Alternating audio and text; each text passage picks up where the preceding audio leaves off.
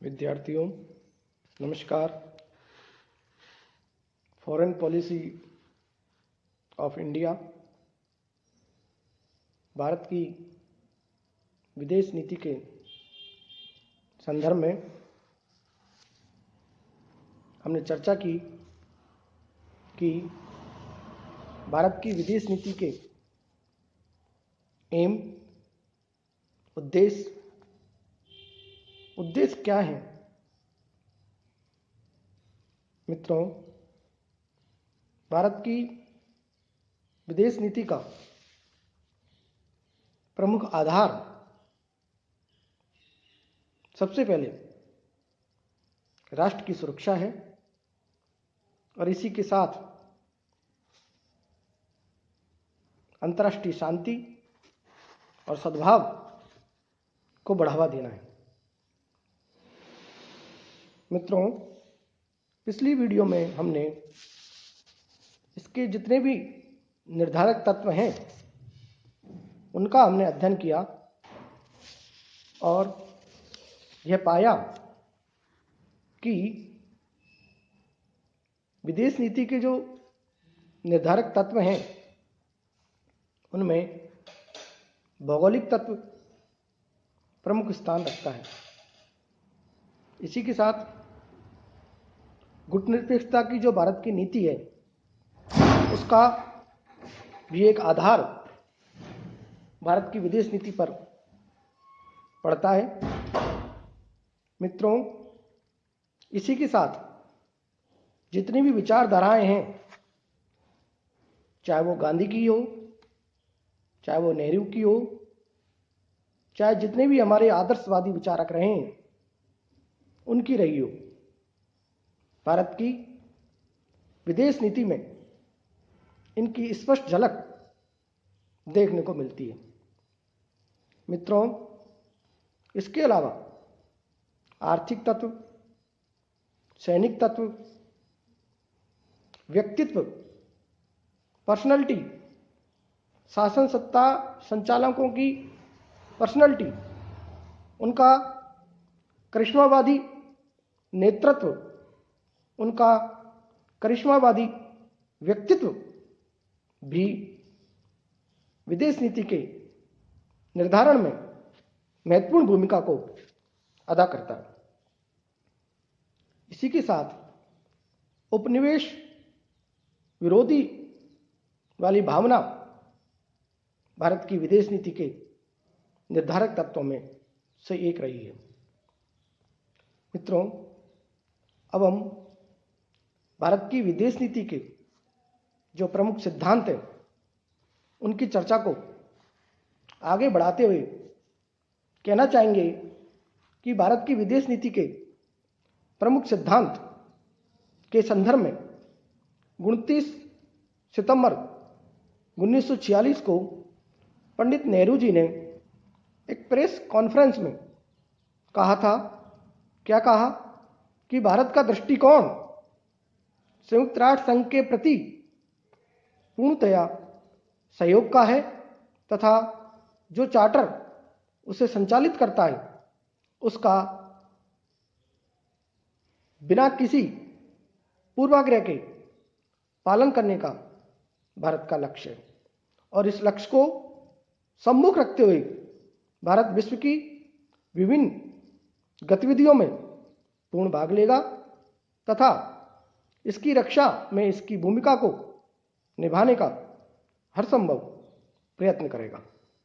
जो इसकी भौगोलिक स्थिति तथा जनसंख्या, इसके अलावा शांति में प्रगति के लिए इसके योग्य है, उन सभी कार्यों को करने के लिए तत्पर रहेगा। भारत सभी उपनिवेशक तथा पराधीन लोगों की स्वतंत्रता तथा उनकी आत्म निर्णय के अधिकार का पूर्ण समर्थन करता है। मित्रों, विद्यार्थियों, विदेशी मामलों के क्षेत्र में भारत की स्वतंत्र नीति होगी और एक दूसरे के विरुद्ध इकट्ठे हुए गुटों की शक्ति राजनीति से दूर रहना भारत का लक्ष्य रहेगा। पराधीन व्यक्तियों की स्वतंत्रता के सिद्धांत को मानना, जहां कहीं भी नस्लीय भेदभाव होगा उसका विरोध करेंगे। यह दूसरे शांति प्रिय देशों के साथ मिलकर एक राष्ट्र द्वारा राष्ट्र के शोषण के बिना अंतर्राष्ट्रीय सहयोग तथा सद्भावना के लिए भारत कार्य करता रहेगा। यह आवश्यक है कि अपनी पूर्ण अंतर्राष्ट्रीय स्थिति की प्राप्ति के लिए भारत विश्व के सभी महान राष्ट्रों के साथ संबंध स्थापित करने का प्रयास करेगा तथा एशिया के अपने पड़ोसी राष्ट्रों के साथ अपने संबंधों को और अधिक निकटता प्रदान करेगा।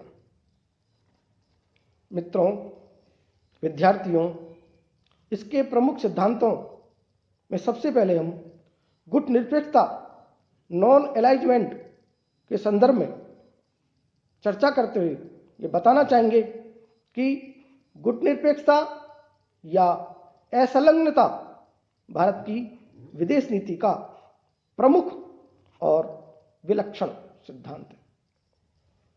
जिस समय अमेरिका और भूतपूर्व सोवियत संघ, ये दोनों महाशक्तियां शीत युद्ध की नीति पर चल रही थी तथा दोनों पूंजीवादी और साम्यवादी गुट अपनी अपनी स्थिति को दृढ़ बनाने के लिए विभिन्न राष्ट्रों के साथ गठजोड़ कर रहे थे, तब भारत के नीति निर्माताओं, विशेष रूप से पंडित जवाहरलाल नेहरू ने विश्व शांति तथा भारतीय सुरक्षा तथा आवश्यकताओं के हित में यही उचित समझा कि भारत को इस शक्ति राजनीति से पृथक ही रखा जाए।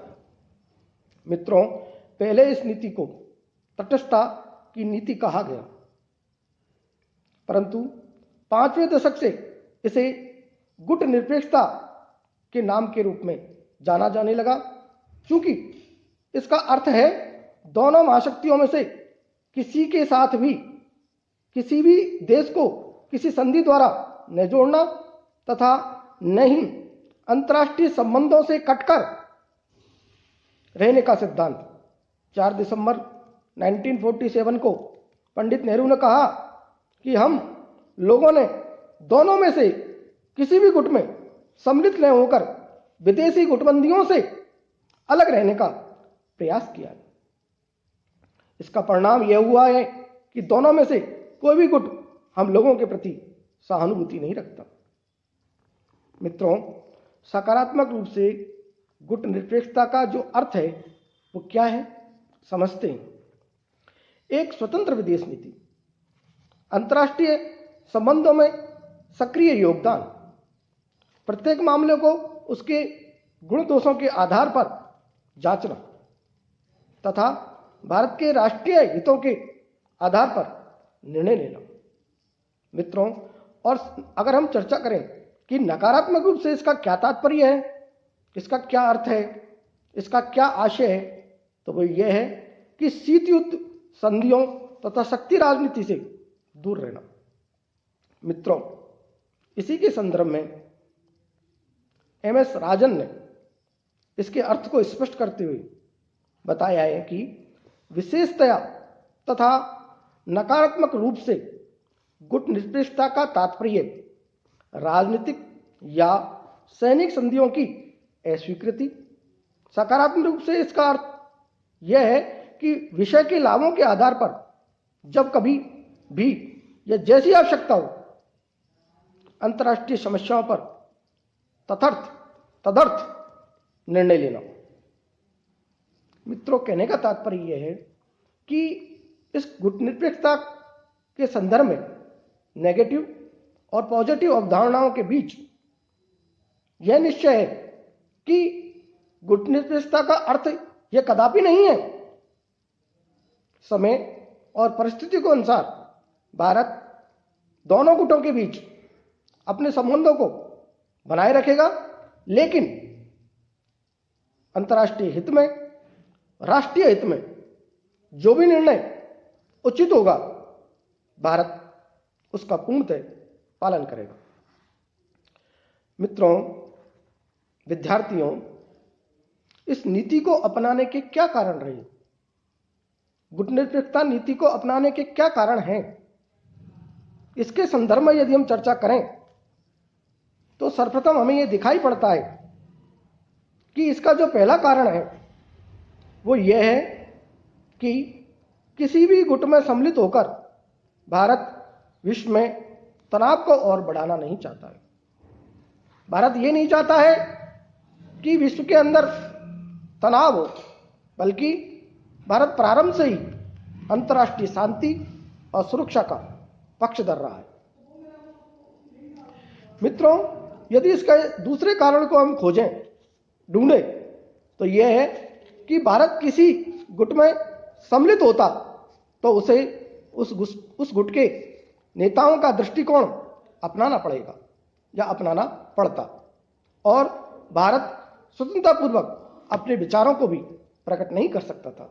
इसलिए भारत के नीति निर्माताओं, भारत के सत्ता संचालकों ने यह निर्णय किया कि भारत गुटनिरपेक्षता की नीति में रहते हुए आगे बढ़ेगा और किसी भी गुट का समर्थन नहीं करेगा। विद्यार्थियों, तीसरा कारण जो हमें दिखाई पड़ता है वो ये है कि भारत का आर्थिक विकास विदेशी सहायता पर निर्भर करता है, और यदि भारत किसी भी एक गुट में सम्मिलित होता है या किसी भी गुट का समर्थन करता है तो दोनों गुटों से उसे सहायता नहीं मिलेगी। इसलिए भी यह कारण भी भारत की गुटनिरपेक्षता नीति पर कायम रहने के लिए बना। मित्रों, विद्यार्थियों, इसके अलावा भारत की भौगोलिक स्थिति का यदि हम आकलन करें तो उससे प्रतीत होता है कि भारत गुटनिरपेक्षता की नीति को ही अपनाएगा या अपनाने के लिए बाध्य होगा, क्योंकि भारत की सीमाएं, भारत की भौगोलिक स्थिति इस प्रकार है कि उसकी सीमाएं प्रारंभ से ही चीन और रूस से मिलती है। इसलिए पश्चिमी देशों के मध्य गुटबंदी करना विवेक सम्मत नहीं था, बुद्धिपूर्ण नहीं था। दूसरी ओर पश्चिमी देशों से विशाल आर्थिक सहायता चूंकि मिलती रही है, अतः साम्यवादी गुट में सम्मिलित होना भी विवेक सम्मत नहीं था। मित्रों, पंडित नेहरू ने एक बार कहा था, क्या कहा था, कि किसी भी गुट के साथ सैनिक संधियों में बन जाने के कारण सदा उसके इशारे पर ही नाचना पड़ता है और साथ ही अपनी स्वतंत्रता बिल्कुल नष्ट हो जाती है। जब हम असंलग्नता का विचार छोड़ते हैं तो हम अपना लंगर छोड़कर बहने लगते हैं और किसी भी देश में बंधना आत्मसम्मान खोना है। यह बहुमूल्य निधि का विनाश है।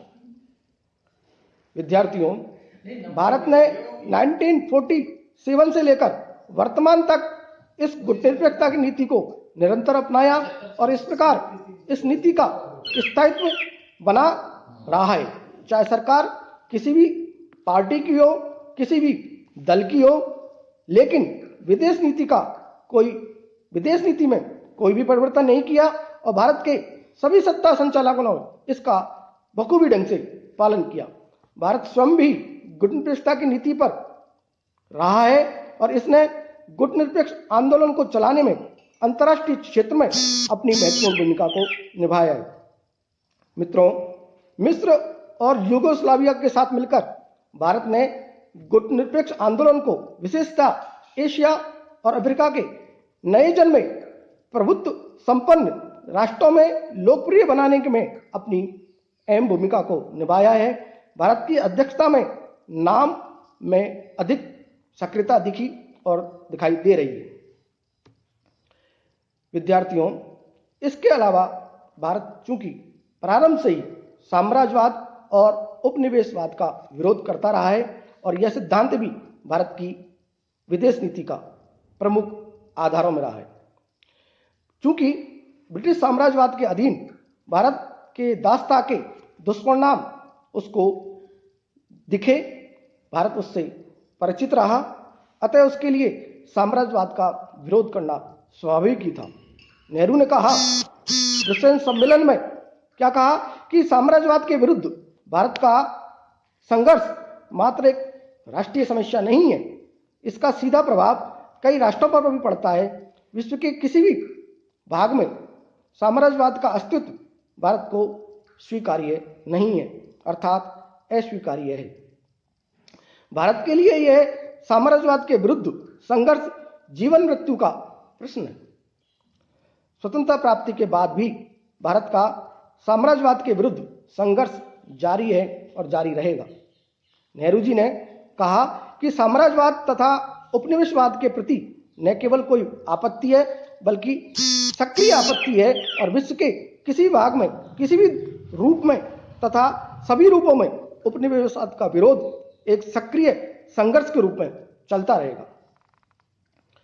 मित्रों, साम्राज्यवाद से त्रस्त जितने भी देश रहे, चाहे वो इंडोनेशिया हो, चाहे वो लीबिया हो, चाहे वो ट्यूनीशिया हो, चाहे वो अल्जीरिया हो, चाहे वो मोरक्को हो, चाहे वो अंगोला हो, चाहे वो नामीबिया हो, इन सभी देशों में उपनिवेशीय शासन से छुटकारा पाने के लिए किए जाने वाले संघर्ष ने भारत ने प्रारंभ से ही भरपूर समर्थन किया है, उसे आगे बढ़ाया है। मित्रों, पश्चिमी एशिया में भारत ने डॉलर साम्राज्यवाद का सदैव विरोध किया है और अरब राष्ट्रों का साथ दिया है। भारत फिलिस्तीनी जनता को अपने अधिकार दिलाने के लिए प्रारंभ से ही प्रयत्नशील रहा है।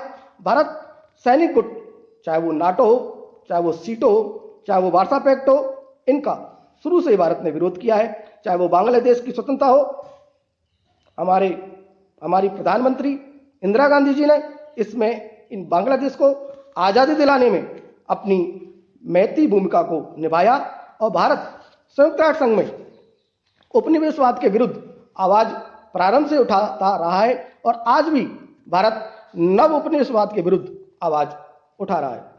मित्रों, इनके सिद्धांतों के संदर्भ में और भी जितने बिंदु हैं उसके बारे में हम अगली वीडियो में चर्चा करेंगे। धन्यवाद।